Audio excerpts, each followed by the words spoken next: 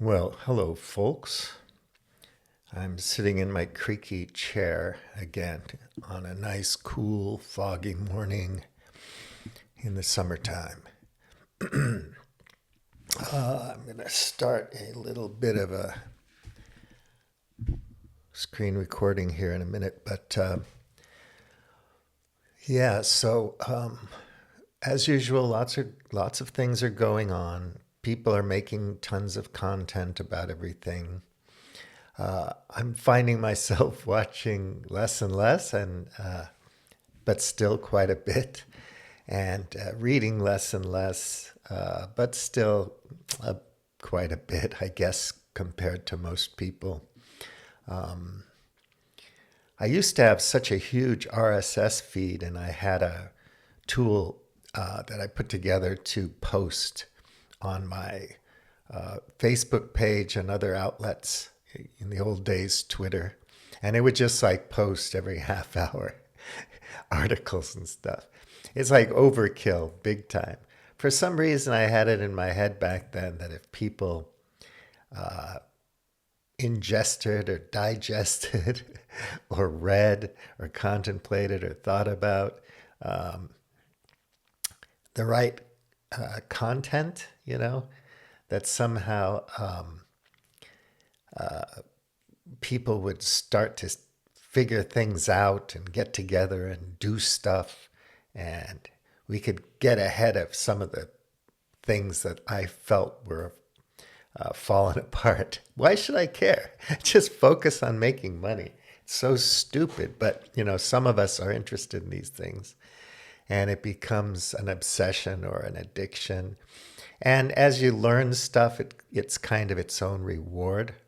So over decades, right? I've been concerned with geopolitics since I'd say the 90s, I guess.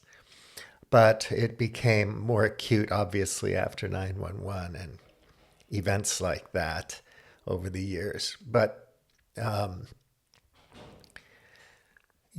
over time, you learn things, and it's a kind of exciting. You're kind of seeing things in a more fleshed out, more detailed, high resolution way, and you're thinking you're making progress, and somehow that matters.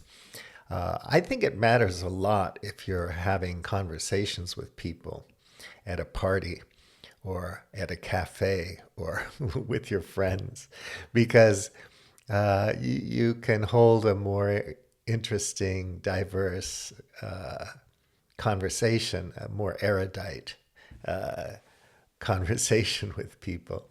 And that can be fun. And also, when you meet experts, people who know stuff, who are deep in the weeds in some domain or profession, you know what they're talking about, at least a little bit. Like you'll get some of the vocabulary, you'll understand some of the concepts, and you'll kind of have a glimpse of their world. And so you can flesh out your theory of mind, and also you can judge more carefully what kind of people they are and what they're talking about and where they stand. Because we have a problem, and we have had this problem for a long time. Critical thinking discussions go back to Socrates and before, but what is critical thinking and why is it important? And as far as propaganda and all that kind of thing, people were talking to a very profound degree about propaganda manipulation and all that at the turn of the 20th century. It goes way back. I've read a lot of these books, and they're incredibly insightful and prescient. You're going, what? That guy wrote that in 1923 or something like that. Oh my God. And even the language they use is so accessible and feels so modern. It's not like 19th century writing. And there's so much to be gained from reading those authors. Anyway, as we go along, we realize that the world's kind of complex complex and difficult to comprehend, and we may or may not try to understand it better. A lot of people just go with the flow and everything's good, and I salute that. Or maybe you focus on your profession or whatever other ambitions you have and get on with it, and I salute that. But if you're like me and a bunch of people out there who are curious about what's going on in the world, we get a bit obsessed with it. And after a while, it's like, what good is any of it, you know? So that's one of the core frustrations that I have these days is we're auditing conversations, we're having conversations, we're ingesting, digesting content, and we're doing absolutely nothing. I mean, you know, knowing what a problem is and doing something about it are very, very different things. And because of information overload, if I thought that my content was extremely important and profound, and I just had some intuitive and intellectual conviction about that, and made an effort to promote and to advertise and to build a momentum and a fan base and get captured by a fan base and all that kind of stuff. I notice for a lot of people that I follow that I really like, they get a lot of obsequious comments. So one or two lines about what a tour de force their blog post was. I never get that. So obviously I'm stupid and my content is idiotic and complex or convoluted or whatever. I worry about that. Maybe it is, but you know, I'm not doing it for the attention. I'm doing it to get something out of me, to process something that I'm thinking about. And I'm putting it out there. And if anybody gets anything out of it, I'm happy. And if anybody said, that was nice, I'm very happy about that. Everybody would be, right? But I'm not doing it for the attention, so I'm not too upset if I don't get that was your magnum opus, Puliamti. Wow, you know, something like that. But I noticed that on YouTube and all these other online venues, if you make an obsequious comment to somebody's video, you'll notice that they get whatever, depending on the popularity of the creator, you'll get 10 likes for that comment. You know, people don't want to comment, but they'll like a comment. Or if it's a bigger shot, like some, you know, more popular creator, they might get 200 or 300 thumbs up on their comment. You're so great. I love you, man. You know, it's like 300 thumbs up on that. I always tend to write like a paragraph or two because I'm thinking things through and it's not that simple and I have something to say. Nobody's going to read that. So I'm guessing it's possible that my comments aren't necessarily stupid, but maybe they're just too long, right? And some of my friends have commented about my articles and so on, that they're long and sometimes hard to follow. I'm kind of going on a journey, and I want to take my reader on a journey as well. And what's important to me is that if I put a hyperlink in there or a book recommendation or a link to another video, to understand what I'm on about, you'll have to spend a little time digesting that content as well, which makes it even longer because let me start this screen recording here with this recent piece. I just wrote a piece for Substack. I'm cool. You know, everybody's fighting for attention on that platform, and it's rough, man. It's like dog eat dog and be scratching out a buy me a coffee from people. Anyway, let me start this thing.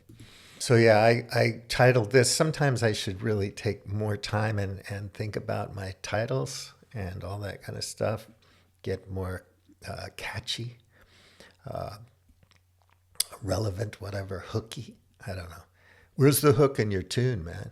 I don't feel any hook. There's no hook. So this is called Uncommon Sense and Disappointments. And one of my disappointments is noticing how, like, some people hate Danny Haiphong because he's a socialist, and they hate that. And American supremacists or jingoists or whatever, or just normal dudes who are patriotic or feel themselves to be patriotic, they're going to hate any criticism of the United States. It's no fun. It doesn't feel good. And, there have been social critics forever. The big OG is Noam Chomsky and people like that. But they've been around forever. And they never have a huge audience, and it's always a specialized audience.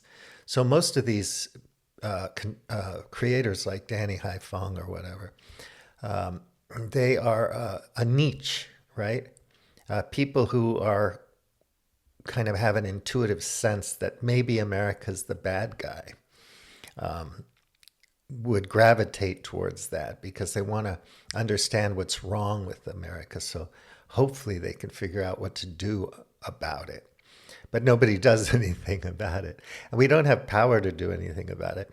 The, you know, powers that be, the business as usual, has all the cards, as Trump would say. They have the power to move public opinion and to do all that. So before I go on to my little thing, this Citations Needed podcast, which I think is really good, and I wish people, at least you guys who watch me, would listen to their podcast because I think you'll really appreciate it. They do such a good job. So they had this two-part series to end their season, and they'll start up again in the fall, but they're taking a holiday now. Importance of seriousness, or why Palestinians can't be witness to their own genocide, part 1 and 2. What they mean by seriousness is we've been trained to only take certain outlets or journalists seriously. The rest of it isn't. So if it's a Palestinian journalist reporting from Palestine on what's going on, you can't take them seriously. It's that kind of thing. But it's profound how they do it, and it's an important topic. It's probably the most important topic of my generation and all of our generation, because even with the Vietnam War and Afghanistan 9/11, all these terrible, the Balkans and whatnot, whatever you want to look at, the Tutsi, that terrible, I don't know if they call that genocide, but, those Houthi and Tutsi were certainly trying to wipe each other out. And, Clinton got involved with that really late. The whole idea is that you're supposed to raise the red flag about genocide in time to stop it, not 3 years later when it's too late. Anyway, these guys do a really good job of explaining how corporate media has a lock on what we're allowed to think about things. And people who beg to differ and think, no, that's not right, that the facts don't bear that out, I believe my eyes, and so on, and they want to do something about it. You have this huge horde of people who are fairly well conditioned to think that you're crazy. It's a kind of bizarre stealth gaslighting. And getting arrested for holding a sign when a bunch of Zionist thugs are beating up and threatening to rape somebody is madness. So obviously, people make a living talking about Trump ad nauseum, but what's going on in Washington, D.C. and all that. It's in the playbook. If people were paying attention, they could read these policy papers and think tank papers and so on. And it's clearly expressed what their intentions are, what their strategy is, what their tactics will be. All the NRX clique, we're talking about things like this. You have to be a dictator, you have to take over the streets, you have to release the military on the population until you get things sorted out, people start to behave. It's madness, it's ridiculous, it's pseudo-intellectual on the part of these cheerleaders for fascism. But they have their reasons, right? They have their rationale. They have their the twisted logic behind why what they say is important and meaningful and true. But if you peel back the layers just a little bit, you'll see how stupid it is. Why does it matter? I mean, like I say, being interested in this stuff is one thing, and even kind of figuring it out if that's what you're doing. And if you are accurate in your assessment of things, what are you going to do about it? So that really frustrates me. Yeah, so that's a good thing. And then, I follow Indy. He's a really caustic social critic. He's talking about AI and the modern Tower of Babel. And a bunch of other people have published on this recently and keep publishing on it. And it's not a new topic either. Every new tool, especially regarding information and information dissemination or production, is a big deal because it changes the game, or it accelerates things that are already baked in structurally and systemically to the culture. And, it's hard to keep up with. And before you know it, you're swamped by it, just like social media. It sneaks up on you, and then boom, it's like, whoa, I'm all caught up in this and I don't know what to do.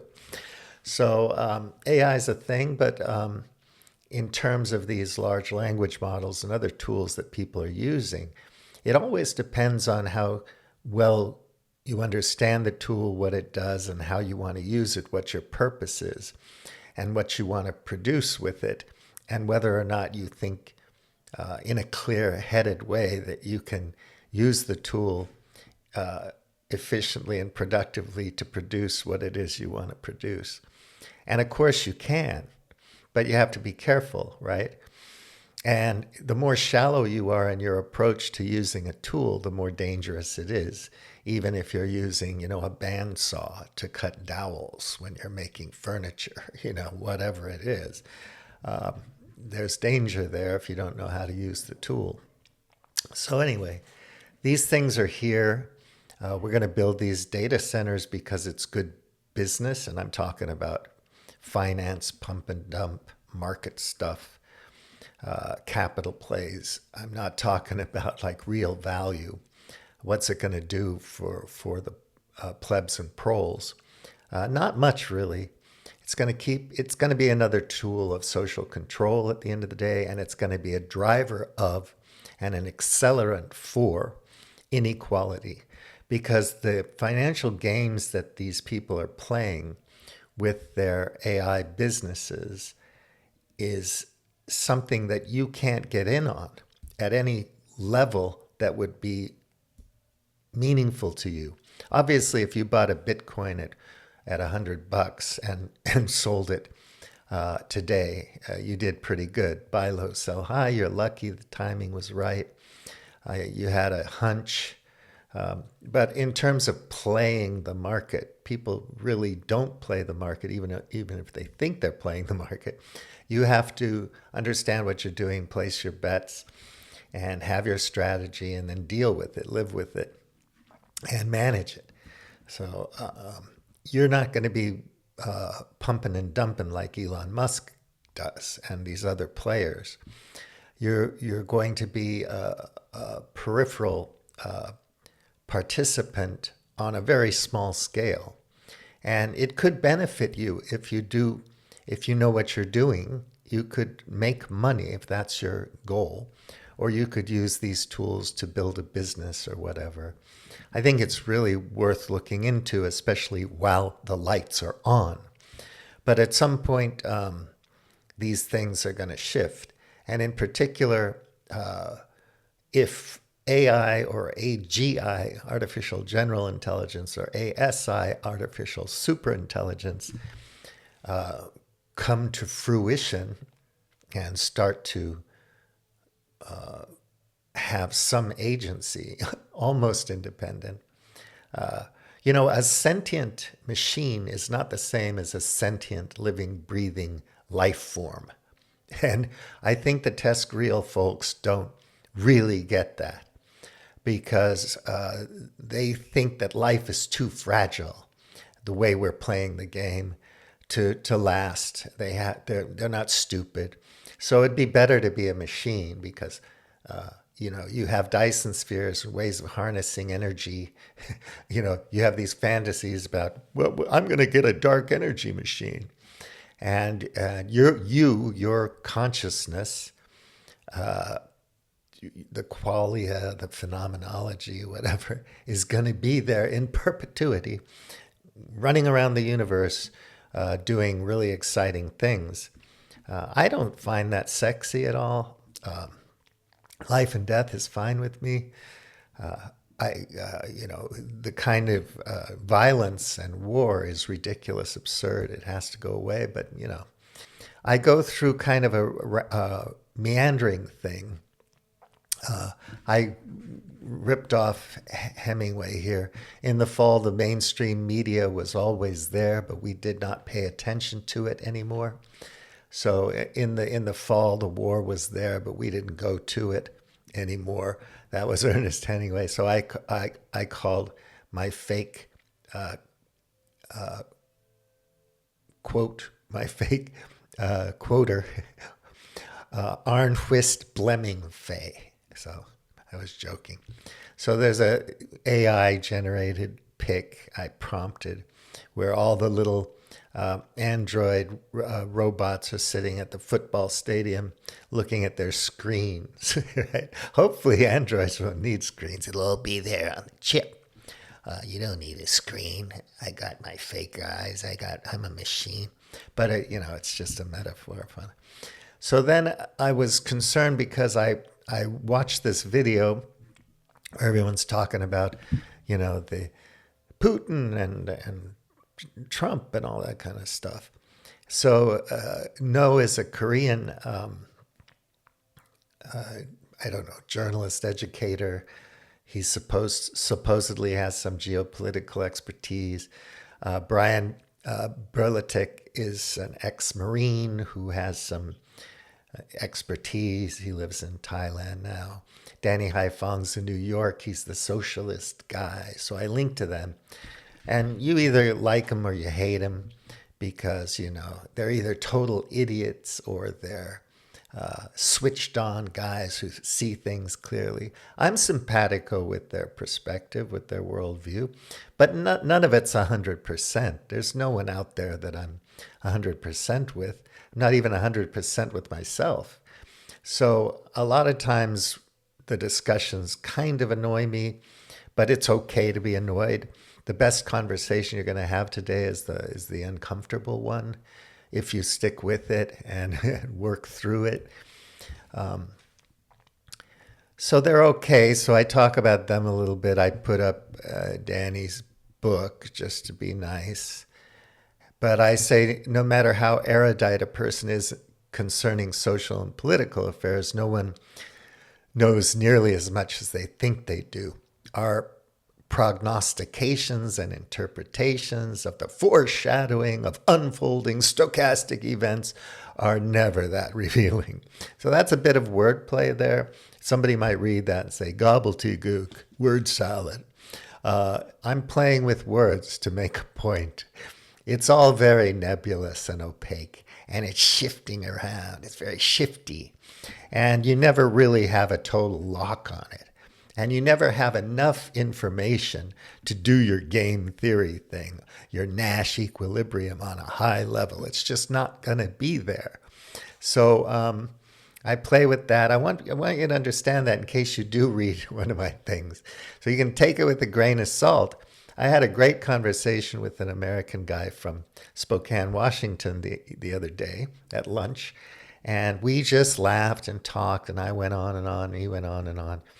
And we were all over the place. It was a high level, fun conversation, but it was funny. We were laughing all the time because this is with a sense of humor that I'm doing this. However serious some of the topics might be, there's a certain absurd element to it, and irony, and snarkiness sometimes, but not without earnestness, not without care and consideration, compassion and empathy, because underneath all of this nonsense are people who are getting crushed, getting hurt. And we must be mindful of that. It's not just a joke. And so Brian Berlatek, I know he's doing things for the right reasons, whether you agree with his analysis or not. And if you're an American who analyzes Russian politics, you're not an evil person. Russia exists. We need to analyze Russian and Chinese and South Korean and North Korean and Japanese and Indonesian and Portuguese politics if we really want to understand it, what's going on, and maybe have some smidgen of agency. I made that video about agency. I just don't think we have much agency, really. But if we do, we want to exercise it in the best way possible. Who judges that? I don't know. But we try, right? So I say I will be baffled by the miraculous and mysterious unwinding of the universe even more than I naturally am if we avoid a nuclear war between now and, let's pick a year, 2030.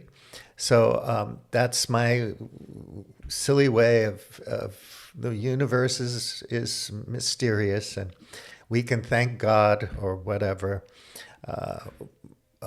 the universe for whatever happens, but it's a big mystery to me, and I'm always in awe of the mystery. But I have a feeling that we're so close to nuclear war, and my feeling is that more than just the war, because I don't think, from what I understand, from my reading, that Vladimir Putin's going to make any deal with Trump at all. I don't think they're even close. I think he wants to talk about nukes. I think he's worried about nuclear war because Russia has dead hand, and it's just a way of saying that if you cross a certain line, we let the nukes fly immediately because we're not going to be taken out by a first strike or anything. We're going to kill the world because, we've determined that a world without Russia is not a world worth having. And at the same, the Western side is also saying the same thing. A world where not safe for Anglo finance is not a world worth living in. So we're willing to push the world to the brink of nuclear war, or even a strategic nuclear war that would be completely destructive and devastating. And it would destroy civilization in a heartbeat. But we're willing to do that because we feel it's so damn important that, Uncle Sam, the Pax Americana continue, and the dollar hegemon and all this. Fuck that shit. But people are really into it. And so they're willing to kill people over it.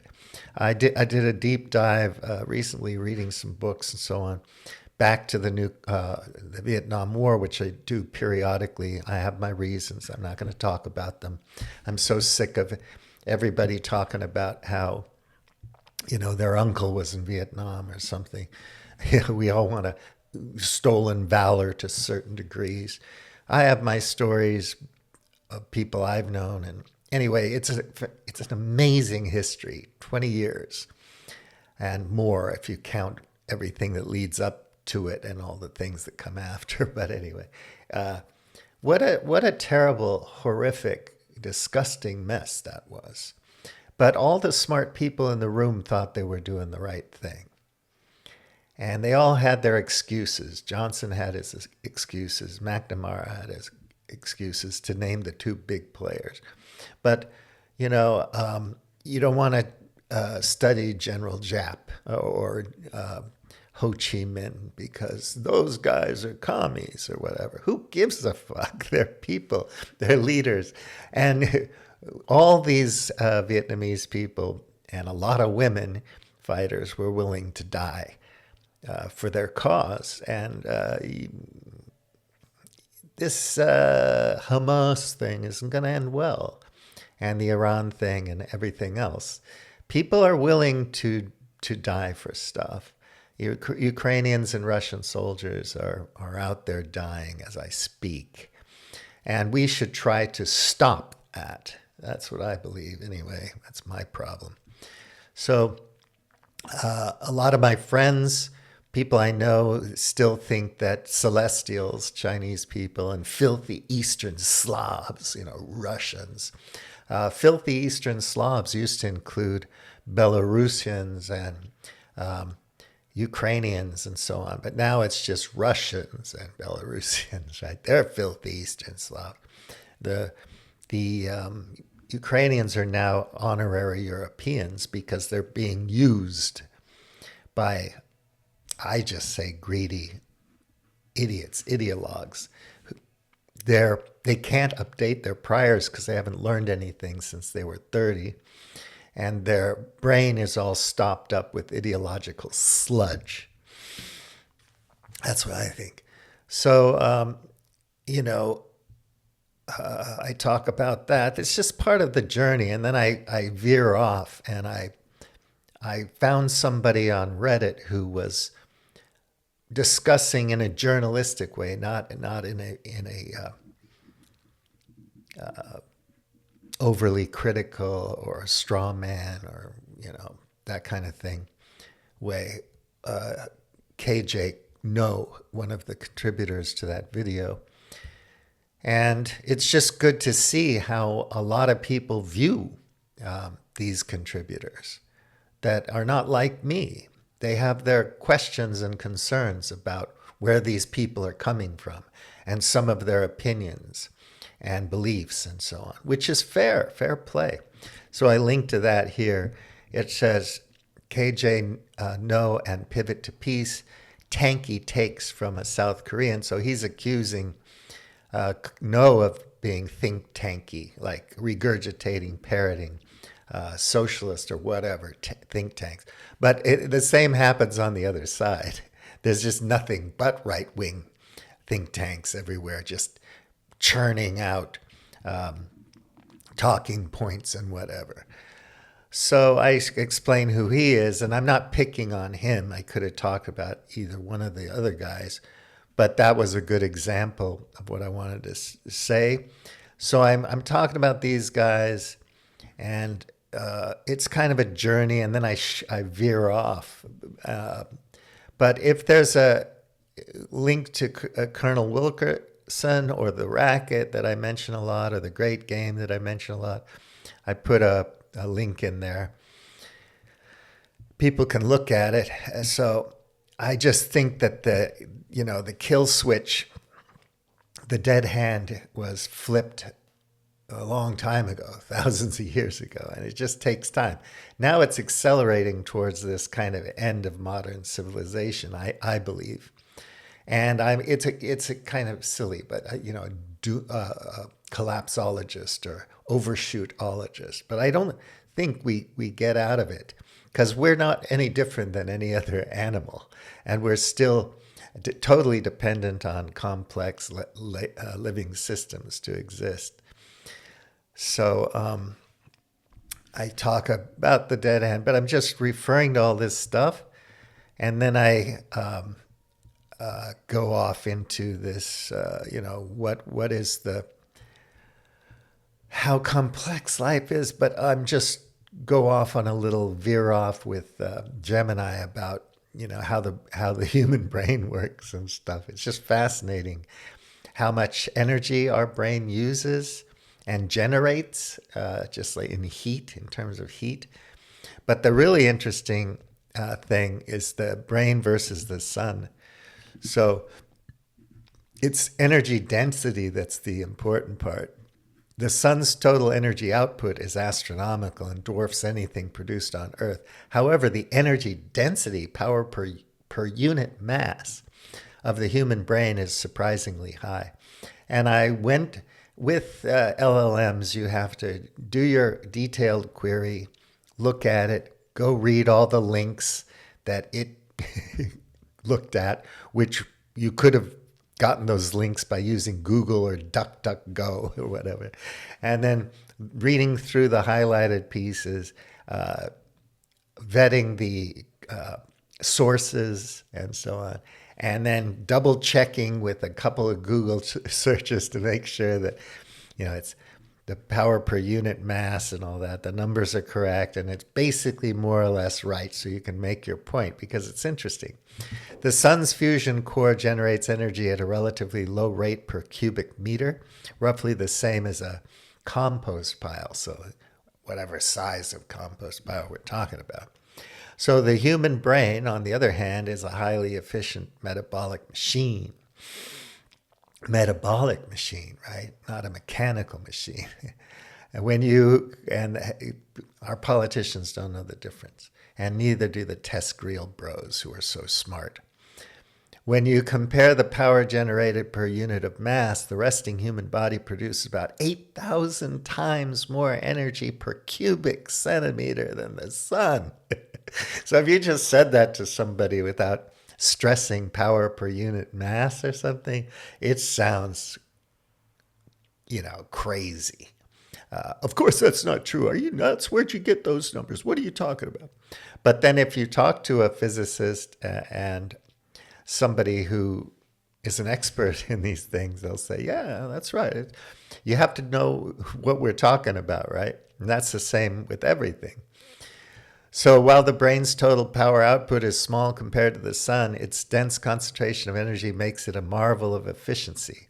The human brain is a testament to how life can achieve complex functions using a minimal but highly concentrated energy supply. So we're always talking about energy, we're always talking about complexity, all this kind of stuff. And the human brain, how it evolved, nature and nurture, emergent properties, epigenetics, all these things, over time allowed us to create all these tools and get to this point where we're in overshoot, where we're killing our life support system. We're killing the living systems that we depend on. And, so then I dump on Yuval Harari for a second, and I kind of shift off into another thing. And then I do stupid things like I put in a music break. So Billy Preston, right? You got to have Billy Preston. He's cool.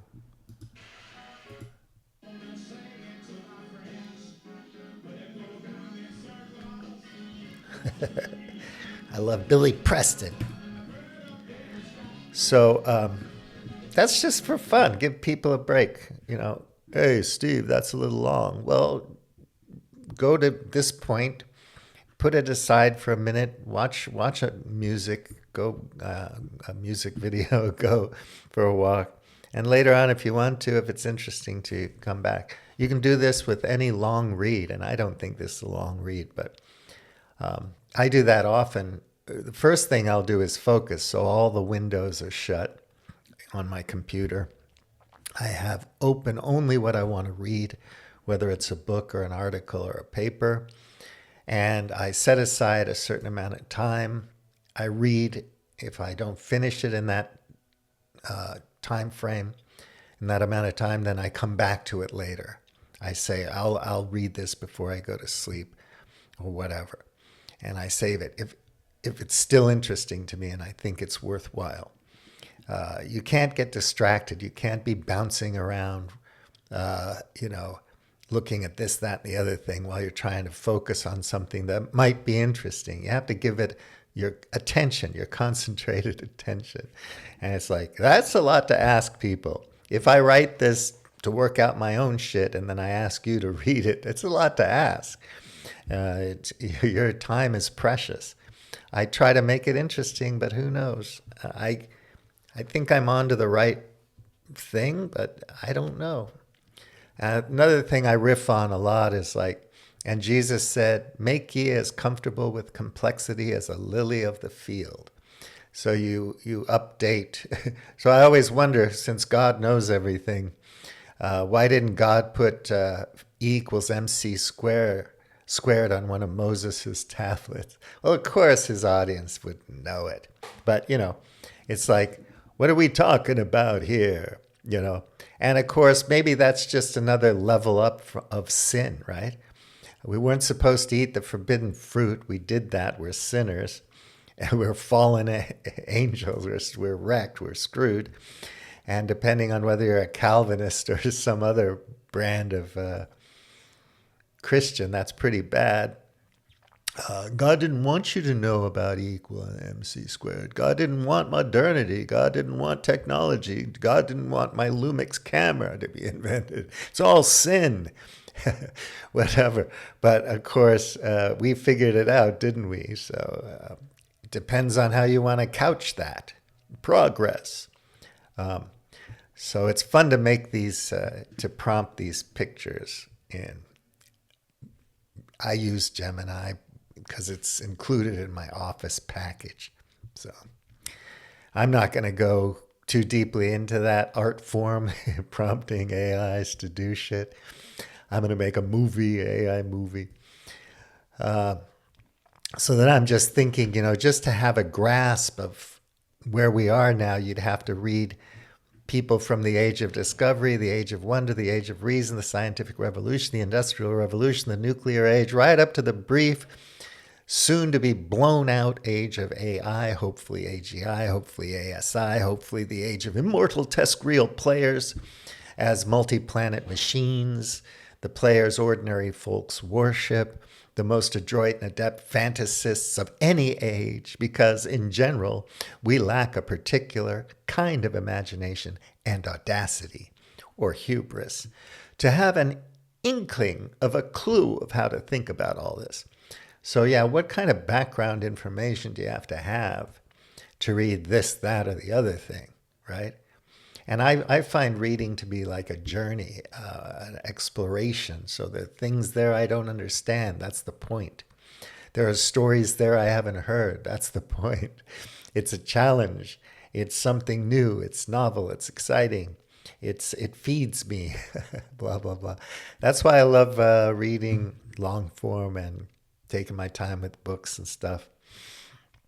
And then it says, please let me see the WWE. You know, I don't want to think about it. So I have this little pic here of Adam and Eve sitting under a tree with a long trunk. I was prompting it to make the fruit tree really long, long trunk. The idea being that Adam and Eve can't pick it. God was clever. He wanted Adam and Eve to live in paradise for billions and billions and billions of years, just frolicking in paradise, creating new forms of cultural expression and understanding their natural environment better and better over billions and billions of years, evolving in this beautiful garden because they couldn't commit the sin. It was not possible by design. So why didn't God design You got to tempt people. Got to, put that, just one bump. Just have one bump. It's not addicting. Just one bump. You can control it. It's recreational. And then, of course, you're fucked. So, yeah, what if Adam and Eve couldn't pick the forbidden fruit, And, what if that whole temptation wasn't put there in the first place? We're human beings and we're making up these stories. So you understand where it comes from, right? And yeah, I got the kids with the willpower who you can have one marshmallow out of those 500 marshmallows in that bowl. I'll be back in 15 minutes, but only one, okay? Is that a deal? Knuckle bump? And the kid's eating 20 of them. Another kid goes by and just has one and then looks at the marshmallows for 15 minutes, longingly wishing he could eat more. So if there had been no low-hanging fruit, would Adam and Eve still be frolicking in their garden paradise? But then the TESCREAL bros wouldn't have any future life all over the multiverse to fret about. And God knows they will create something better than this anyway. So that's part of the scam. The TESCREAL scam is like this,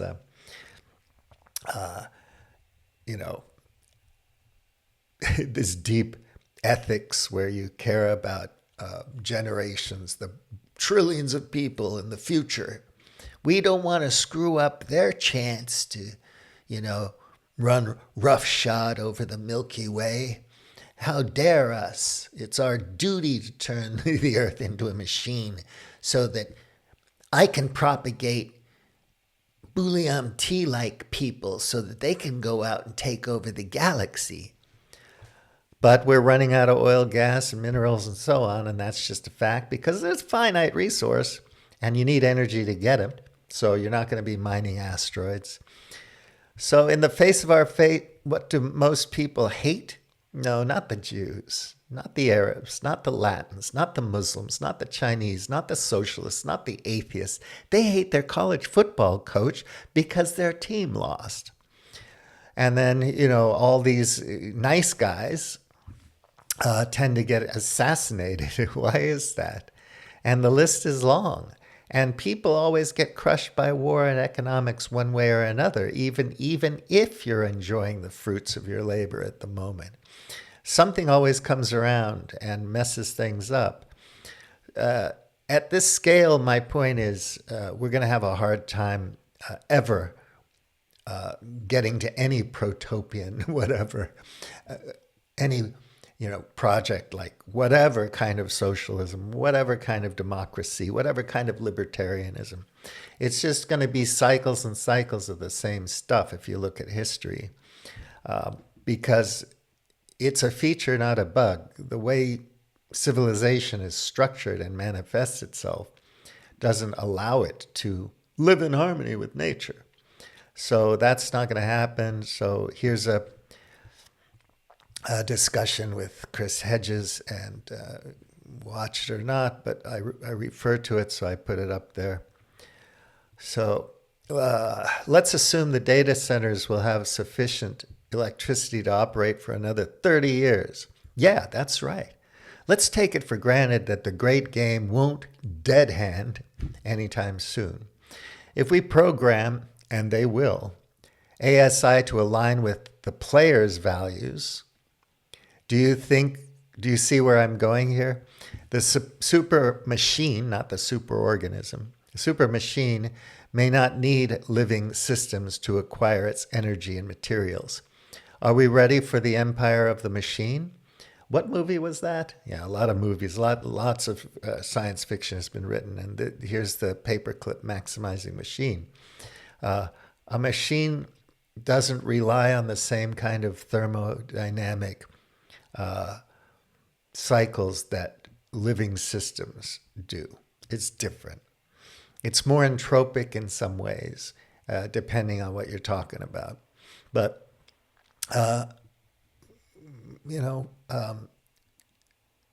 it's not for you. It's not about you. These people are fantasists. They're deluded. They believe they're going to be immortal. The singularity is coming anytime now. Jesus will be back in a second. The rapture is coming. whatever. And so we continue down the same path, not really doing anything to at all, but audit the conversation. So what do we hope for? A bigger audience? Must we all aspire to be held hostage by our adoring fans? Audience capture syndrome? Perhaps a bigger stadium will do the trick in the medium term. Will a critical mass of plebs and proles suddenly become aware of the cascading existential threats imposed by the predicament of the polycrisis, which is a direct product of modern techno-industrial civilization, and determined to lay down their lives to end the great game once and for all and replace it with what exactly? So come on, subscribers, after you buy me a coffee, put down your devices, follow me, and let's go on parade. The players are going to kill most of us anyway, one way or another. Don't you want to go down fighting or at least carrying a sign with a catchy meme on it? So that's my frustration, and it's ironic for me to say that in a YouTube video because it's so hypocritical in certain ways. But I can't help but feel that. It's in my face, it's in my craw, it's in my gut. And then just to be silly, I have a movie break from Princess Bride. This is one of my favorite comedy scenes in movies. They have this really cool sword fight.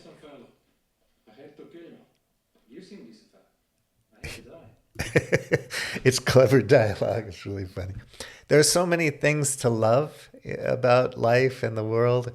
Another thing I posted on my Blue Sky, BlueMT, or my Globe Hackers Facebook page is a really well-crafted video. I love the AI voice narration, but it's a very well-crafted video about critical thinking, why critical thinking is disappearing, the rise of collective stupidity. Towards speed and spectacle, the slow process of thinking stands little chance, but it must not be abandoned, because once you give up your ability to think for yourself, you are no longer free.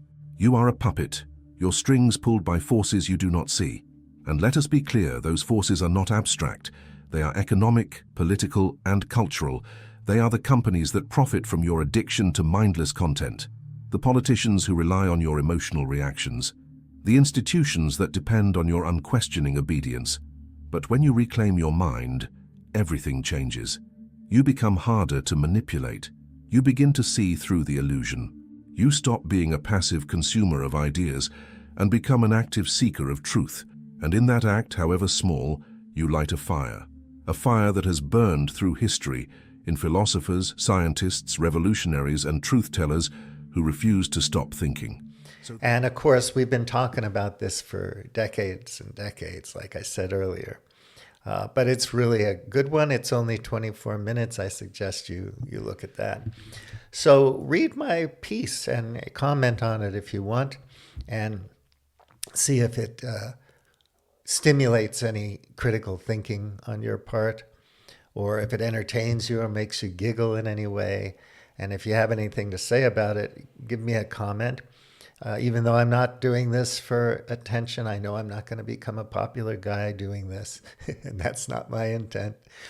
It would be nice to know that somebody appreciated it. If you do, let me know. And if you beg to differ on a million levels, don't do a Reddit post about my stupid video. Just tell me in the comments. We can have a conversation. And I don't mind talking to people on Zoom, face to face, if you want to talk to me or yell at me or argue with me. And I won't monetize it. I won't put it on the YouTube. I don't mind having conversations with people. My friends here who have channels in Portugal, they're doing it for the attention. I know they need that attention, and they're trying to make a business out of it. They don't have time for just gratuitous conversations with people because a person might be interesting or something. It has to pay off somehow. So in that sense, I probably will never have any other content producer friends in here, and we have to like grift viewers from one another. So that's a thing too. Until I have my ambition here, folks, is tell all your friends, because I want 1,000 subscribers so that I can convince Danny Haiphong to talk to me. I'm kidding. I don't want to give anybody a hard time, but I would like to have more of these geopolitical commentators broach the subject of what are people going to do about it, and do we think that people en masse have the spine to risk their lives over anything? So individuals are always cool. I get along with most individuals. Mobs can be totally batshit crazy. And, trends and memes and all these things can be just so stupid, and so the collective stupidity is a thing, and it's easy to point your finger at that. But it doesn't mean that all the individuals that make up that clique are dumb. They're just caught up in a thing. So anyway, I hope you enjoyed this video. I'm sorry it went on for 56 minutes, but anyway. If I wrote a script and read a teleprompter, it'd probably be catchier or more watchable. But anyway, thanks for watching, and take good care. Like, subscribe, and all that. Give me a comment, please. It won't hurt you to make me feel good. Okay, take good care. Bulliam T. out.